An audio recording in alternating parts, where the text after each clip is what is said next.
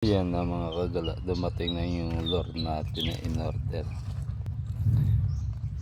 Meron po kasi yung sinulid ko nung nakaraan kaya ilang lure ko yun naputol dun sa Aurora ay dinadyawan. Yung bagong order to, pero malaki ito, haba eh. So yan, ito yan. Tapos may sinulid din yan bago, palitan ko pagka nagkapanahon. Ito yung nylon niya. Yan, kapalit ko dun, stock na kasi yung nylon nun eh.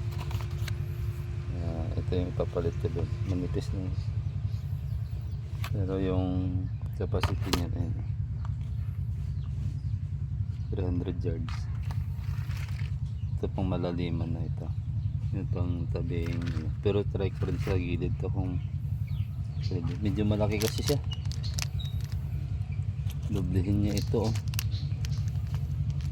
Ito parang kahoy lang, in-order ko dun sa Shopee.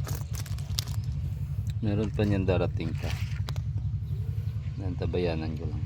Kaya pag akit ulit papuntang Dinadyawan, makapag rest time tayo dun kasama si Barako.